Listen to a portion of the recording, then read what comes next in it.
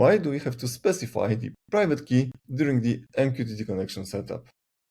I often say that the private key used by device must remain private and should not be shared with anyone else. Yet, when that device needs to send MQTT message to the MQTT broker, it must specify that private key. Let's take this into more details during this call. This is our device, and we want to send MQTT message to the MQTT broker.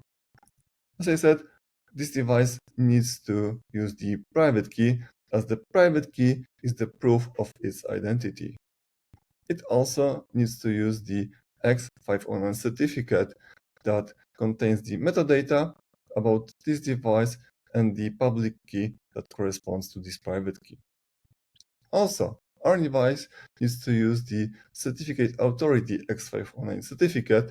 That certificate is extremely important as it allows our device to verify the identity of the MQTT broker itself. So the truth is that the MQTT broker already knows this certificate, or it knows and trusts the party that signed this certificate, so the certificate of our device. But this is very, very important. The X509 certificate is not confidential. That means that this certificate that proves the identity of our device is not confidential, and it might be exposed with some third parties. So the certificate itself is not enough to establish the MQTT connection and to prove the identity.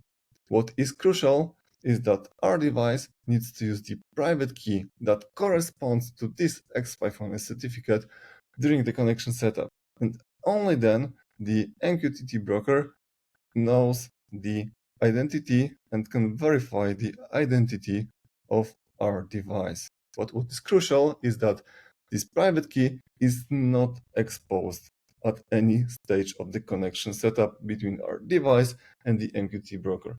It is used under the hood to confirm that this device owns the private key that corresponds to the public key embedded to this specific X509 certificate.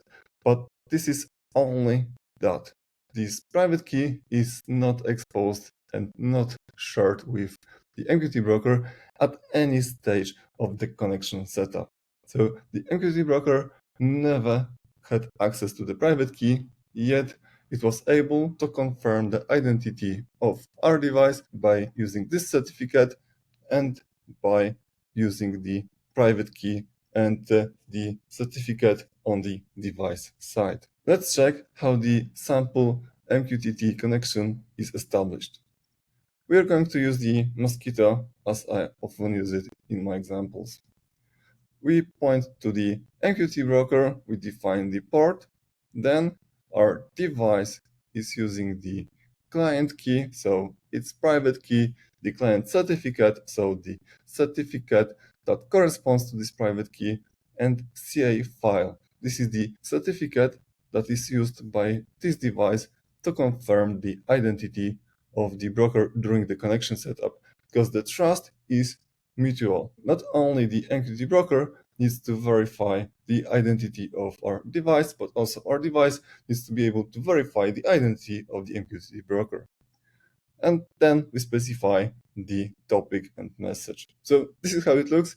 It is extremely important to understand that the private key is not exposed at any stage of this connection setup, though it is mandatory to use that private key on the device side during the connection. This way, our device can confirm that it owns the identity that is embedded into the X509 certificate.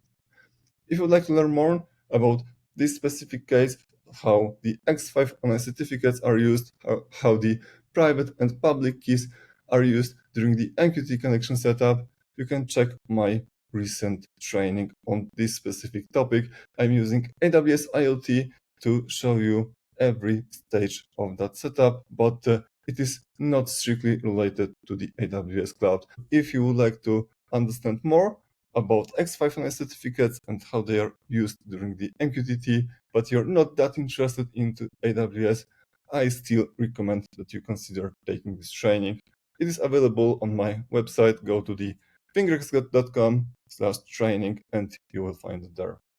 Let me know in comments if you've got any questions on this topic. All the best. I'm Gosh Majnowski, Internet of Things advisor and trainer.